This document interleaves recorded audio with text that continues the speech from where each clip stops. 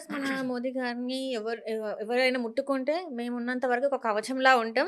అడ్డుగోడలా నిల్చుంటాం అని జెప్పేసి వాళ్ళు మాట్లాడుతుంటారు. ట్రంప్ గారే డేర్‌గా అంటే ఒక సభాముఖంగానే ఈ మాటలు మాట్లాడారు. అట్లాంటిది ఇప్పుడు ఇలాంటి వాళ్ళకి యూఎస్ సపోర్ట్ చేస్తదంటారా? చెప్పడంలో, చేతల్లో చాలా తేడా ఉంటుంది కదండీ! మాటలు కోటలు దాటితే చేతలు గడపలు దాటవని మన తెలుగులో అన్నట్టుగా, మాటలు చెప్పడానికి ఏముంది ఎన్నన్నా చెప్పొచ్చు. ఆన్ లైటర్ నోట్ ట్రంప్ అన్నదే తీసుకున్నట్టయితే ఎవరు చేసినా మేము ఒప్పుకోము. కానీ మేము చేయొచ్చు అని కూడా అనుకోవచ్చుగా. అంటే దాంట్లో ఇంకొక సైడ్ గూడా చూడాలంటారా? అంతే గదా! హ్మ్. ఎవరు చేసినా మేము చేస్తే మేమే చేయాలి రెజ్యూమ్ చేంజ్ అన్నట్టుగా. అంటే నేను జోక్‌గా అంటున్నా. బట్ రాజకీయ నాయకులు ఎక్కడైనా సరే, ఏ ప్రాంతంలో అయినా సరే, ఏ దేశంలో అయినా సరే, ఎవరైనా సరే వాళ్ళ మాటల్లో, చేతల్లో చాలా వ్యత్యాసం ఉంటుంది. జనాలు దాన్ని ఖచ్చితంగా గమనించాలండి. హ్మ్. సో, ఇప్పుడు మీరు చూసుకున్నట్టయితే గనుక జెన్‌జీ ప్రొటెస్ట్ అని వీళ్ళు ఏదైతే చెప్పారో, వీళ్ళు ప్రొటెస్ట్ చేసే టైంకి ఇదే జెన్‌జీ, స్కై రూట్ వాళ్ళు మన భాగ్యనగరం వాళ్ళే. అవును. వాళ్ళు ఎంతటి అద్భుతమైన అచీవ్‌మెంట్ చేశారు. ప్రపంచంలోనే వాళ్ళందరూ ఈరోజు మెచ్చుకుంటున్నారు. మొత్తం ఒకే కుటుంబానికి చెందిన యెస్. వాళ్ళు గూడా ఉన్నారు అందులో. అండ్ వాళ్ళ దాంట్లో ఎవరు గూడా 28కి మించిన వయసుకు మించిన వాళ్ళు ఎవరు లేరు. అంటే అందరూ అది కదా రియల్ జెన్‌జీ. అది హ్మ్. కదా! మీరు ఇగ వీళ్ళేం చేస్తున్నారు? తింటున్నారు, పడుకుంటున్నారు. హాయ్ హాయ్ మోదీ మర్ జా తూ అని చెప్పి, సీతా కే పతి అని బస్ నామ్ రహేగా అల్లాహ్ కా అని చెప్పి ఇదా ప్రొటెస్ట్‌లో చేయాల్సింది. వీళ్ళ ప్రొటెస్ట్ ఏమో ధర్మేంద్ర ప్రధాన్ రాజీనామాతోని మొదలైంది. అది ఇప్పుడు ఎక్కడికెళ్ళింది? మోదీ రాజీనామా చేయాలి. అంటే ఇక్కడ బంగ్లాదేశ్‌లో జరగాలి. రెజిమ్ చేంజ్ జరగాలి. బస్ నామ్ రహేగా అల్లాహ్ కా. ఒక ముస్లిం పీఎం కావాలి. సీతా కే పతి అని రాముడిని అవమానించడం. ఆర్టికల్ 370 పెట్టాలనడం. ఇవన్నీ ఎక్కడి నుంచొచ్చాయి డిమాండ్స్? అంటే ఇది సోనం వాంగ్‌చుక్ అరెస్ట్ తర్వాత మోదీ గారి అంశం తెరపైకొచ్చింది అనుకోవచ్చు కదా! లేదండి. సోనం ముందు ము వాంగ్‌చుక్ దాని ముందే. ముందు అనలేదు కదా! ముందు లేదన్నారు. ఎవరైతే ఉన్నారో విద్యాశాఖ మంత్రి, కేంద్ర విద్యాశాఖ మంత్రి మాత్రమే తన రిజైన్ చేయాలని చెప్పేసి వాళ్ళందరూ ప్రొటెస్ట్ చేశారు. ఎవరైతే ఈ దీక్షకు వచ్చారో సంఘీభావం ప్రకటించడానికి వాళ్ళు కూడా అన్నారు. ఇది ఇక్కడితో ఆపం మేము. మోదీ రాజీనామా వరకు వెళ్ళాలి అని అన్నారు. హ్మ్. ఇది. సో, ఫస్ట్ థింగ్ ఏంటంటే సోనం వాంగ్‌చుక్‌ది నేను ఆల్రెడీ చెప్పాను. That he is a fraud. Sonam Wangchuk తనేమి సైంటిస్ట్ కాదు. తను కనిపెట్టింది ఏమీ లేదు. హ్మ్. తను ఏమీ కనిపెట్టలేదు. కనిపెట్టింది తను దొంగలించాడు. తను ఏదైతే కనిపెట్టానన్నాడో అది ఎవరు వాడటం లేదు. పోనీ తను కనిపెట్టింది అయితే గనక తను పేటెంట్ తీసుకోవాలి. తను అది తీసుకోలేదు. సో, హ్మ్. ఇంక తను ఏం కనిపెట్టాడు? అంటే కనిపెట్టాడని చెప్పినవి, దొంగిలించినవని చెప్పినవి ఏవైనా కూడా ఒక్కటే ఒక ఒక్కటి. సంస్థ అయితే ఉంటది కదా! ఆ సంస్థ అనేది ఇప్పుడు ఈయన మీద కేసులైనా పెడతారు కదా! అది అదొక కూడా అతనొక జరగలే. వ్యక్తి అండి. అతనొక వ్యక్తి. సాధారణ అయితే తనకు పద్మశ్రీ ఇచ్చింది ప్రభుత్వం. అవును. మన ప్రభుత్వం పద్మశ్రీ ఇచ్చింది. లద్దాఖ్‌లో పేరు కూడా కొంచెం పలకడానికి కష్టం క్షమించాలి. బట్ దాన్ని సోనం వాంగ్‌చుక్ పోనీ కాసేపు మీరన్నదే నమ్ముదాం. ఇలాగ అవ్వాలి కదా అని. సోనం వాంగ్‌చుక్ ఒక సంస్థ ఉందిగా. హ్మ్. తను ఆ సంస్థ మీద పేటెంట్ ఏమన్నా ఉందా? మొన్నటికి మొన్న రేర్ ఎర్త్ మినరల్స్ వాడకుండా, రేర్ ఎర్త్ మినరల్స్ ద్వారా ఏవేవైతే పనిచేస్తాయో ఇంజన్‌లు అవి, అది చేసేది ఒకటి మన భా హై ఒక భారతీయ సంస్థ కనుక్కుంది. వాళ్ళు దాన్ని పేటెంట్ తీసుకున్నారు.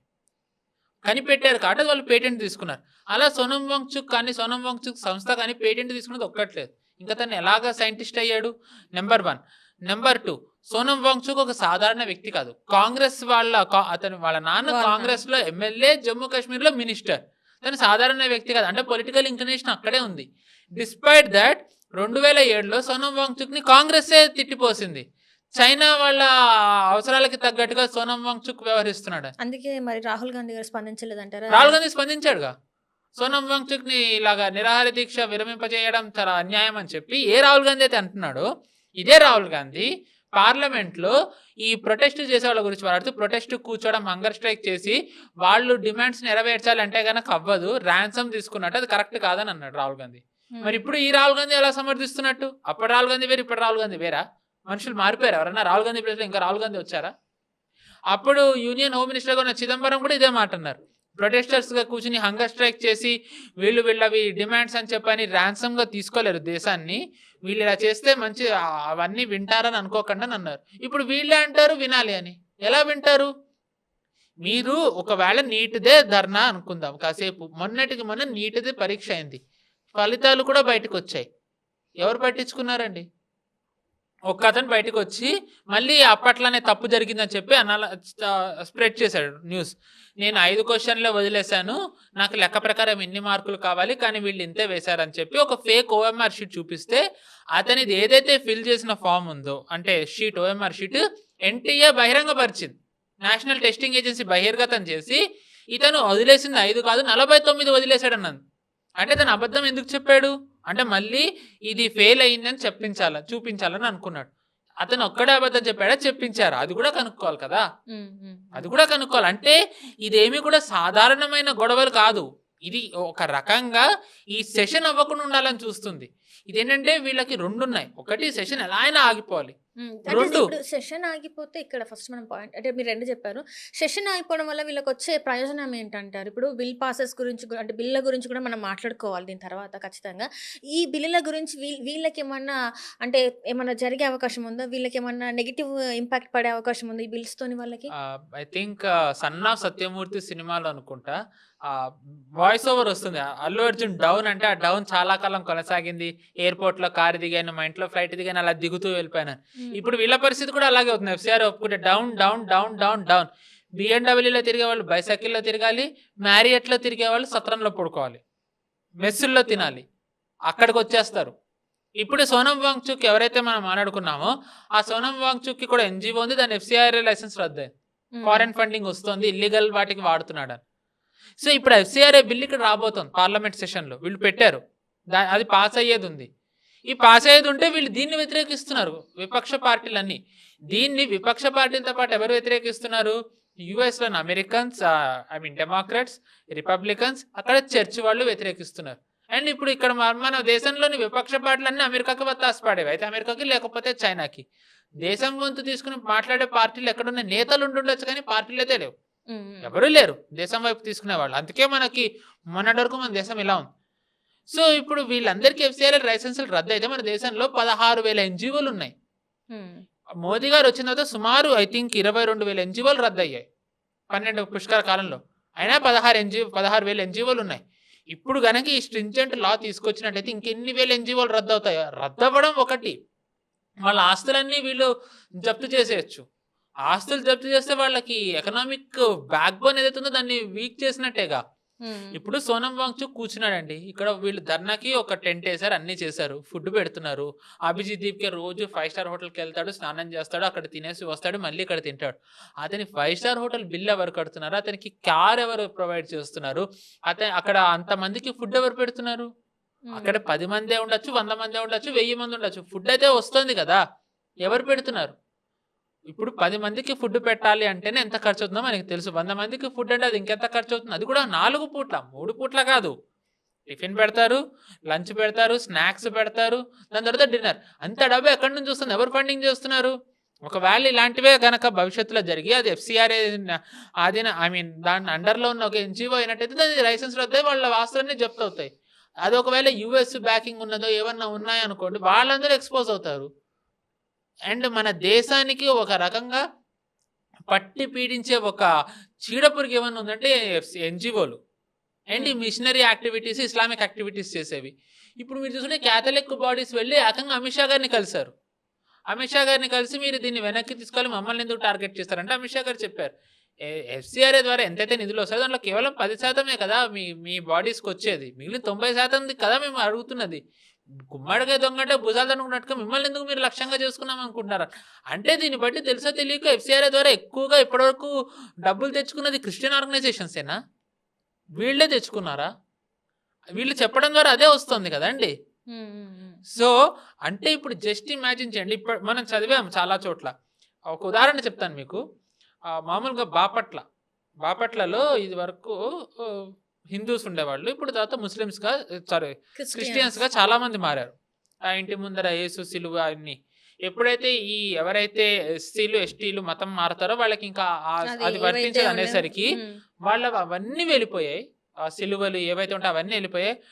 బైక్ మీద ఓం నమః శివాయ, జై శ్రీరామ్ అన్నీ వచ్చాయి. అంటే వీళ్ళది ఎంతగా వీక్ అయిపోతుందో చూడండి ఆ తీర్పు వల్ల. అండ్ ఇప్పుడు ఎఫ్‌సీఆర్ఏ కూడా తెస్తున్నారు. అంటే వీళ్ళు ఏదైతే కన్వర్ట్ చేయాలో అది వీళ్ళకి దెబ్బ తగులుతుంది కదండి. వీళ్ళు కన్వర్ట్ ఎందుకు చేయాలనుకున్నారు? కన్వర్ట్ అయిన తర్వాత వాళ్ళు ఎవరు దేశభక్తులుగా ఉండరు, వాళ్ళని అలా నూరిపోస్తారు. సో అంటే డెమోగ్రఫీ మార్చడమే కాకుండా ఈ దేశంలో ఉన్న వాళ్ళని ఈ దేశానికి వ్యతిరేకంగా చేసే ప్రక్రియని ఒక రకంగా కేంద్రం ఆపుతోంది.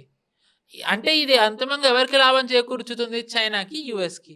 సో ఇప్పుడు వాళ్ళు అందుకే దీని ద్వారా ఫండింగ్ చేస్తున్నారు. ఇది ఎలా అయినా సరే పాస్ అవ్వకుండా ఉండాలి అంటే ఈ పార్లమెంట్ రద్దు అవ్వాలి, అవ్వకూడదు. ఒకవేళ దీని ద్వారా ఇంకా గొడవలు జరిగేది మోదీ దిగేంత వరకు వస్తే బోనస్సే ఇద్దరికి బోనస్సే, ఏదైనా ఓకే. ఇప్పటివరకు ఆగిందా, ఫైన్. ఒకవేళ మోదీ దిగేంత వరకు వస్తే అది ఇంకా ఫైన్. ఇది వీళ్ళ కుట్ర. ఇంతవరకు ఈ సోనం వాంచుక్ ఏదైతే ప్రొటెస్ట్ చేస్తారో అది బీజేపీ మీద ఎట్లాంటి ఇంపాక్ట్ పడలేదంటారా? ఏం అసలు పడదు. దేశ రాజకీయాల మీద ఎట్లాంటి పడదండి. ఇది సిఏఏ యాంటీ హిందూ ప్రొటెస్ట్ అన్నప్పుడు చాలా మంది అన్నారు మోదీ గారు ఇంకా దిగిపోతారు ప్రభుత్వం, ఇంత గొడవలు అవుతున్నాయి, ఆయన వచ్చే ఎన్నికల్లో ఆయనకి చాలా చెడ్డగా చూపిస్తున్నారు. దాని తర్వాతే బీహార్ ఎన్నికలు జరిగాయి. ఏం ప్రభావం పడింది? ఎన్డీఏ గెలిచింది. సో కాల్డ్ ఫార్మర్స్ ప్రొటెస్ట్ జరిగిన తర్వాత ఉత్తరప్రదేశ్ గెలవడం కష్టం అని అన్నారు. మోదీ గారు గెలిచారు కదా ఉత్తరప్రదేశ్, యోగి గారు గెలిచారు. ఈ 2024 ఎలక్షన్స్ తర్వాత ఇంకా బీజేపీ వేవ్ అయిపోయింది, మోదీ గారు వేవ్ అయిపోయిందని అన్నారు. హర్యానా గెలిచారు, మహారాష్ట్ర గెలిచారు, ఢిల్లీ గెలిచారు, బీహార్ గెలిచారు, బెంగాల్ గెలిచారు, అస్సాం గెలిచారు, పుదుచ్చేరి గెలిచారు. సో ఏదైతే ఇదంతా ఈ వేవ్ అంతా కూడా సోషల్ మీడియాకే పరిమితం అవుతోంది. ఇప్పుడు ఈ సీజేపీ ఇది కూడా సోషల్ మీడియాకే పరిమితం. ఎవరన్నా ఇక్కడ కూడా మన దగ్గర ప్రొఫెసర్ కింద ఉన్న చాలా మంది వెళ్ళి సమర్థించినంత మాత్రాన అదేమి వాళ్ళకి అంతగా జనాల్లోకి వెళ్ళింది అనుకోలే. ఆ ప్రొఫెసర్ది క్రెడిబిలిటీనే ఈ రోజు ప్రశ్నార్థకంగా మారింది కదా. ఆ ప్రొఫెసర్ క్రెడిబిలిటీనే ఈ రోజు ప్రశ్నార్థకంగా మారింది. ఇంకా ప్రకాష్ రాజ్ అలియాస్ ప్రకాష్ డానియల్ రాజ్ గురించి మాట్లాడదామా? తనకే ఒక రకంగా తను ఎంత ఫ్రాడో బయటపడింది. ఇంకా సో ఇలాంటి ఫ్రాడ్లు, ఇలాంటి 420లు అందరూ కలిసి చేసే ప్రొటెస్ట్కి జనాలు ఎందుకు మద్దతు ఇస్తారు? మీకు ఈ రోజు అభివృద్ధి జరుగుతోంది, స్కై రూట్ లాంటి సంస్థలు వచ్చాయి. నార్మల్గా మనకు హైడ్రోజన్ ట్రైన్ మొన్న లాంచ్ చేశారు, మెట్రోలు వస్తున్నాయి, ఉపాధి ఎక్కువ అవుతుంది, స్టాండర్డ్ ఆఫ్ లివింగ్ పెరుగుతుంది. ఇవన్నిటి మధ్యలో యుఎస్ ఫండింగ్, చైనా ఫండెడ్తో చేస్తున్న వాళ్ళు కూర్చుని మీరు ఇవన్నీ ఇలాంటి చేసే వాళ్ళని తప్పించాలి అని చెప్పే వీళ్ళు చేస్తారని జనాలు అర్థం చేసుకోలేదని అనుకున్నట్టయితే ఇది ఇంకా వీళ్ళు అదే అంటున్నాను కదా, వీళ్ళు ఒక భ్రమలో ఉంటున్నారు. వీళ్ళు జనాలని భ్రమలో గురి చేయట్లేదు, వీళ్ళే భ్రమలో ఉంటున్నారు. అది చేసే ప్రక్రియలో అది పనిచేయకపోవడంతో ఫ్రస్ట్రేషన్ వీళ్ళ మీద వీళ్ళు ఉపయోగించుకుని వీళ్ళే భ్రమలో ఉన్నారు. ఎస్ మేము సక్సెస్ అయిపోయాము, మేము ప్రొటెస్టులు చేసేస్తున్నాము, ఇంకా మోదీ గారు దిగిపోతారని వీళ్ళ భ్రమల్లో ఉంటున్నారు వీళ్ళు. వాస్తవంగా మీరు చూసుకున్నట్లయితే దీని ప్రభావం ఏమీ లేదు. వీళ్ళు ఇప్పుడు ధర్మేంద్ర ప్రధాన్ రాజీనామా చేయాలని కూర్చున్నారు. ధర్మేంద్ర ప్రధాన్ రాజీనామా చేసేస్తారండి. వీళ్ళు అంతటితో అవుతారన్న గ్యారంటీ ఉందా? సరే, నీటిది జరిగింది, నేను కాదని అనను. నేను ఫస్ట్ నుంచి అన్నా తప్పు జరిగింది. 12 మంది యువకులు దేశ భవిష్యత్తు ప్రాణాలు కోల్పోయారు, దాన్ని ఎవరు తప్పు పట్టారు. దానికే రాజీనామా అడిగితే పెహల్గామ్ అనేది హోమ్ మినిస్ట్రీ ఫెయిల్యూరేగా, గృహమంత్రి ఫెయిల్యూరేగా. మరి ఎవరు కూడా అమిత్ షా గారు రాజీనామా ఎందుకు అడగలేదు? మరి లెక్క ప్రకారం అడగాలి కదండి అమిత్ షాది. బాలాసోర్ ఒడిశాలో ట్రైన్ ఘటన అయినప్పుడు అశ్విని వైష్ణవ్ గారు రాజీనామా ఎవరు అడిగారు? ఆయనది కూడా రాజీనామా చేయడానికి పట్టుబట్టాలి కదా. అంటే వీళ్ళు చేసే తప్పు ఇన్ని జరిగినాయి, వీటన్నిటిని కూడా మీరు ఎందుకు పాయింట్ చేయట్లేదు, వీటి గురించి కూడా మీరు ప్రొటెస్టులు చేయాలంటున్నారా? కరెక్ట్, చేయండి, కూర్చోండి అందరూ. వీళ్ళు ఎందుకు అవి పట్టించుకోవడం, వీళ్ళు ఎందుకు అవి చేయట్లేదు అంటే అమిత్ షాని ఖచ్చితంగా ఎవరు తప్పిస్తారు? ఆయన ఎవరు తప్పిస్తారు? సో ఎడ్యుకేషన్ మినిస్టర్ని తప్పించే అవకాశాలు ఉన్నాయి కాబట్టి చేస్తున్నారు. ఎడ్యుకేషన్ మినిస్టర్ని తప్పించాలని నెపంతో వీళ్ళు మొదలు పెట్టారు. ఎందుకంటే రీసెంట్గా నీట్ వచ్చింది కాబట్టి, రీసెంట్గా వచ్చింది కాబట్టి దానికి ఎడ్యుకేషన్ మినిస్ట్రీనే ఉంది కాబట్టి వాళ్ళని బలిపశువుల్ని చేస్తున్నారు. ఎవరైతే ఇప్పుడు ధర్మేంద్ర ప్రధాన్ గారిని అందరూ తిట్టిపోస్తున్నారో వీళ్ళు మర్చిపోతున్నది ఏంటంటే మోదీ గారికి ఒక ఓటు బ్యాంక్ తయారు చేయడంలో ధర్మేంద్ర ప్రధాన్ గారి పాత్ర ఉందండి. ఈ రోజు మనం మోదీ గారికి స్ట్రాంగ్ ఓటు బేస్ ఎవరు అంటే మహిళలు అంటాం, పేదవాళ్ళు అంటాం. వీళ్ళకి ఎందుకు వేస్తున్నారు అంటే చెప్పే రకరకాల కారణాలు. ఒక కారణం ఏంటి, వీళ్ళకి గ్యాస్ వస్తుంది, ఎల్పిజి గ్యాస్ వస్తుంది. వరకు కట్టెల పొయ్యి మీద చేసుకునే వీళ్ళకి ఇప్పుడు మంచి ఒక గ్యాస్ వస్తుంది, ఒక సిలిండర్ వస్తుందని అంటారు. దాంతో వీళ్ళ జీవనం మారింది, వీళ్ళ ఆరోగ్యం బాగుపడింది కట్టెల పొయ్యి లేకపోవడం వల్ల అనేది ఇలాంటివన్నీ చెప్తారు. ఇది ఎవరి ద్వారా జరిగింది? పెట్రోలియం మినిస్ట్రీ ద్వారా జరిగింది. ఆ పెట్రోలియం మినిస్టర్ అప్పుడు ఎవరండి? ధర్మేంద్ర ప్రధాన్. ఆయనను ఉజ్వల మ్యాన్ అని అంటారు. సో అంటే ఎవరైతే నేను ప్రశ్నిస్తున్నారో ఆయన క్రెడిబిలిటీని ఒకసారి వాళ్ళు ఇది కూడా చూడాలి. So number 1. నెంబర్ 2, వీళ్ళు ధర్మేంద్ర ప్రధాన్నే లక్ష్యంగా చేసుకోవడానికి ఒక కారణం ఏంటంటే ఆయన ఆధ్వర్యంలో, ఆయన మినిస్ట్రీ ఆధ్వర్యంలో ఒక గుణాత్మకమైన మార్పులు వస్తున్నాయి. ఇప్పుడు మీరు చూసుకున్నట్టయితే మనము చదువుకున్నప్పుడు పుస్తకాల్లో తీస్తే ముఘల్స్ గురించి ఉండేది, ఆర్ఎస్ఎస్ గురించి చెడుగా ఉండేది, సాబర్మతి గొడవది ఒక వక్రీకరణ ఉండేవి. ఇప్పుడు పాఠ్య పుస్తకాల్లో అవన్నీ తీసేశారు. ఎన్సీఆర్టీ నుంచి అబద్ధాలు ఏవైతే ఉన్నాయో అవన్నీ తీసేశారు. మనది ఏదైతే నిజం ఉందో అది పెడుతున్నారు. ఇప్పుడు మీరు మొక్కై వంగందే మానవ వంగున అని మన తెలుగులో అంటారు. అంటే చిన్నగా ఉన్నప్పుడే విషబీజాలు నాటారు. మీరు అన్ని నెగిటివ్ విషబీజాలు నాటితే ఆ పిల్లాడు యువకుడు అయ్యే టైంకి అతనికి దేశం మీద ఏం భక్తి ఉంటుంది? అతను దేశ వ్యతిరేకంగానే ఆలోచిస్తాడు. అయితే ఇక్కడ ఏమైనా యాంటీ నేషనల్ ఇన్వాల్వ్ అవ్వాలి, లేకపోతే ఫారెన్ వెళ్ళిపోయి ఉండాలనుకుంటాడు. తనకి దేశం మీద భక్తి ఉండదు. అదే మీరు ఇప్పుడు రియాలిటీని గనక మీరు ఈ పాఠ్య పుస్తకాల్లో పెట్టినట్టయితే ఈ దేశాన్ని చదివి తను గొప్ప అనుకుంటాడు, ఇంత గొప్పదా. ఇప్పుడు ఏదైతే మనం కోల్పోయామో అది తలుచుకుంటే దీనికోసం నేను ఏమన్నా చేయాలనుకుంటాడు. దాని తర్వాత తను ఎడ్యుకేషన్కి వచ్చేసరికి ఎడ్యుకేషన్ నుంచి వచ్చిన తర్వాత తను ఉద్యోగం చేయాలా, బిజినెస్ పెట్టాలా, ఏం చేయాలనుకుంటే తనకు ఉపాధి అవకాశాలు ఉన్నాయి. దాని ద్వారా ఏంటి, తను పని చేయాలనే కష్టం పనిచేసి దేశాభివృద్ధికి తన వంతు పాత్ర ఉంటుంది. అంటే ఒక యువకుడు, ఒక మనిషి దేశాభివృద్ధికి తను తెలియకుండానే తను కాంట్రిబ్యూట్ చేయాలంటే దాని బీజం చదువుకునే వయసులో పడాలి. ఆ చదువుకునే వయసులో పడే బీజాన్ని ఇప్పుడు ధర్మేంద్ర ప్రధాన్ గారు నాటుతున్నారు. అంటే ఆయన ఎంత కీలక పాత్ర పోషిస్తున్నారో, ఆయన మంత్రిత్వ శాఖ ఎంత కీలకమైనదో ఒక్కసారి ఆలోచించండి. అందుకే ఇంత ప్రొటెస్ట్ జరుగుతున్నా కూడా, ఎంతమంది చనిపోయిన తర్వాత కూడా చాలా గట్టిగా నిల్చున్నారా? మేము అట్లాంటివి అయితే మేమైతే తనకి చేంజ్ చేయం, తన ప్లేస్ని ఎవరు రిప్లేస్ చేయరు, తను అట్లానే ఎడ్యుకేషన్ మినిస్టర్గా ఉంటారని చెప్పేసి అంతే. అంటే ఇప్పుడు ఈ రోజు వీళ్ళు వచ్చి కూర్చున్నారు కాబట్టి మార్చారు అనుకోండి, రేపు ఇంకొకళ్ళు వచ్చి కూర్చుంటారు, వాళ్ళని మార్చేస్తారా? రేపు ఇంకొకళ్ళు వచ్చి లేదు మాకు వీళ్ళు వద్దని అంటారు.